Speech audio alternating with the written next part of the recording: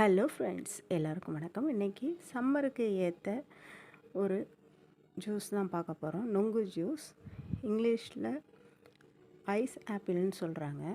இதில் பார்த்திங்கன்னா நிறைய பெனிஃபிட்ஸ் இருக்குது, நம்ம இந்த பிக்சரில் பார்த்த மாரி. இப்போ நுங்கு நம்ம எடுத்துக்கலாம். ஸோ இதை தோலை எடுத்துடணும். கத்தி வச்சோ இல்லை கையாலேயோ நம்ம ரிமூவ் பண்ண எடுத்துக்கலாம். இது ஜப்சா சீடுன்னு சொல்லுவோம் நாங்கள்.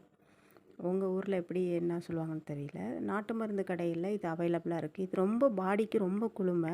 இது போட்டுட்டு கொஞ்சம் தண்ணி ஊற்றுனீங்கன்னா உடனே ஊறிடும். இன்ஸ்டண்ட்டாக இது ஊறிடும். பார்க்குறப்ப இப்படி கிவி, ட்ராகன் ஃப்ரூட்லலாம் பார்த்தீங்கன்னா ஒரு சீடு எள்ளு மாரி இருக்கும். அதேமாரி தான் இருக்கும் இதுவும்.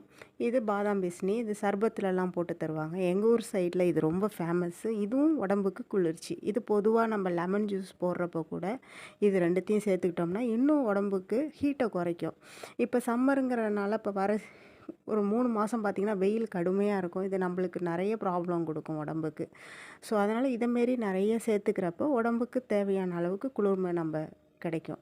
ஸோ அதனால் என்ன ஜூஸ் போட்டாலும் இதெல்லாம் நம்ம சேர்த்துக்கணும். ரெண்டுமே நான் தண்ணி ஊற்றி ஊற வைக்கிறேன். அந்த கருப்பு கலரில் பார்த்திங்களா, அது சீக்கிரம் இன்ஸ்டண்ட்டாக ஊறிடும். ஆனால் பாதாம் பிசின் நம்ம 1 டே பிஃபோராக நாள் நைட்டே ஊற வச்சுக்கிறது தான் நல்லது. நான் இப்போ வீடியோ பர்பஸ்க்காக உடனே பண்ணுறேன்.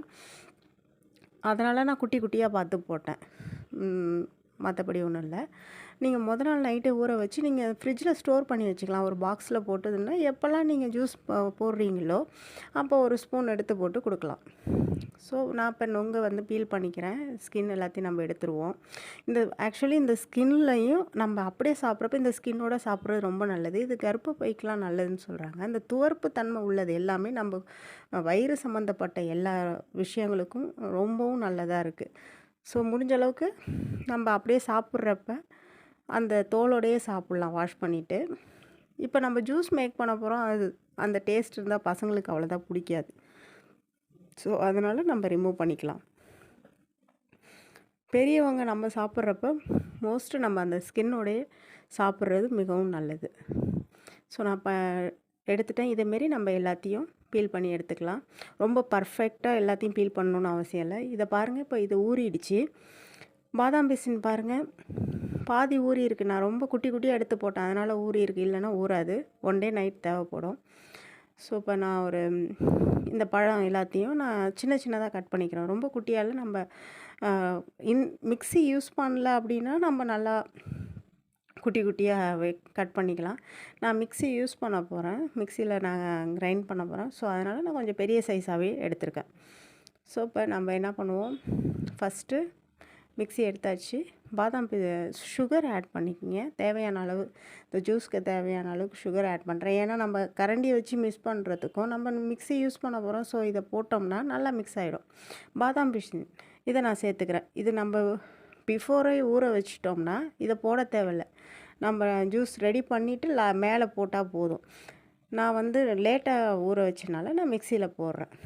பழத்தையும் சேர்த்துக்கிறேன். இப்போ நான் ஒரு பல்ஸ் மட்டும் ஓட்டியிருக்கேன். ரொம்பலாம் ஓட்டல. ரொம்ப கூழ் மாரி ஆகிடும். ரொம்ப ஓட்டினீங்கன்னா கூழ் மாரி ஆகிடும்.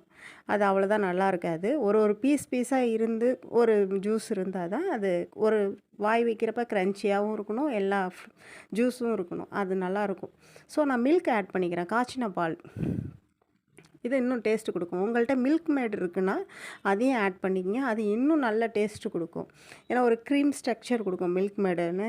க்ரீமியாக இருக்கிறனால நான் என்கிட்ட இல்லாதனால நான் பால் மட்டும் சேர்த்துக்கிறேன். இப்போ நம்ம எல்லாம் கரெக்டாக இருக்குது. நான் சுகர்லாம் டேஸ்ட் பண்ணிட்டேன், கரெக்டாக இருக்குது.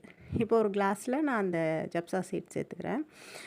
நீங்கள் இப்படி கிளாஸில் நான் உங்களுக்கு வீடியோ பர்பஸ்க்காக அடியில் போட்டுட்டு பசங்களுக்கு இந்தமாரி இருந்தால் பிடிக்கும். ஸோ அதுமாரி மேலே அதுக்கப்புறம் ஊற்றுறேன். நீங்கள் மேக் பண்ணி ஒரு பாட்டிலில் ஊற்றி வைக்கிறீங்கன்னா என்ன ஜப்சா சீடோ என்ன பாதாம் பிசின் எது போட்டாலுமே மொத்தமாக அப்படியே போட்டு கிண்டிடுங்க. கிண்டிட்டு அதை நம்ம ஸ்டோர் பண்ணி வச்சுக்கலாம். ஸோ இதேமாரி இருக்கும்.